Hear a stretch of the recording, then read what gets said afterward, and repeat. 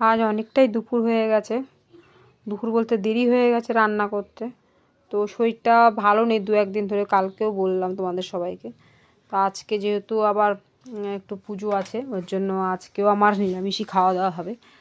আমি ওর জন্য নিজের জন্য একটু ডালিয়া করে নিয়েছিলাম, আর এই দেখো একটু বেগুন ভাজি। আর এই ডালিয়াটা একদিন রেসিপিটা দেখাবো, এটা খুব সিম্পলভাবে নিজের জন্য করি, তেল মশলা একদম কম দিয়ে। তো একটু নাড়াচাড়া করে এখন জলটা দিয়ে দিলাম। আর এখন আমি একটু গুড় খাচ্ছিলাম, খেতে আমার দারুণ লাগে।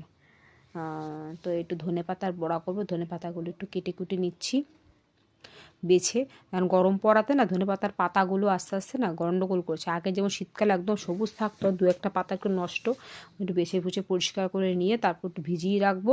মাটি থাকলে মাটিটা চলে যাবে, তারপর সেটা দিয়ে একটু বড়া করব। তো ওটা দিয়ে খাওয়া হবে। আর বেগুন ভাজিও করেছি।